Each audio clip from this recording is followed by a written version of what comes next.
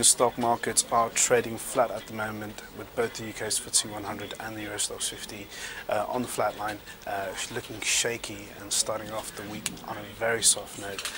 In the currency markets, the euro is also under a bit of pressure, but is steady on the whole, while in peripheral bond markets, both Spanish and Italian bond yields are creeping a little higher. Good morning, I'm Ishaq Siddiqi, and welcome to another daily market bite. I'm going to give you a quick idea of what's going on in financial markets today. Let's start off with what's happening overnight.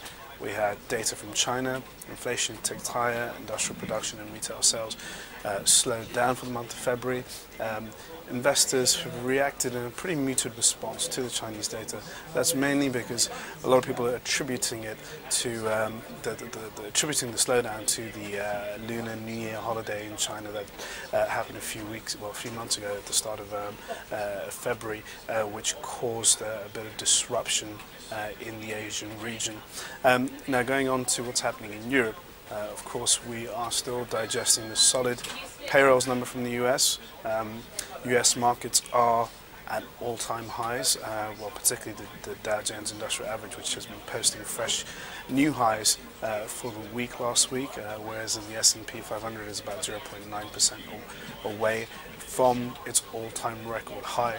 So markets at this point right now are pausing for a bit of breath and waiting for more data before we can start moving to one direction, whether it's up or down.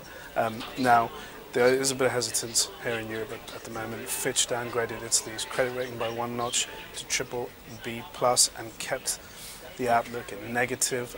It underlined a lot of the weakness in Italy financially, and also the uncertain political environment. At the same time, Italy GDP contracted by 0.9%, and that came on top of the Fitch downgrade, kind of just reconfirming how dire the situation in Italy is at the moment. Now, a lot of focus is going to be on the 15th of March, which is this Friday, where Italian politicians are going to meet together with the president and try getting to grips with the situation, and perhaps forming a border coalition, or maybe having a caretaker government in place until the new elections, or calling on for new elections altogether. Now, in Europe, we also had poor French industrial production data, but we had a decent German export trade data.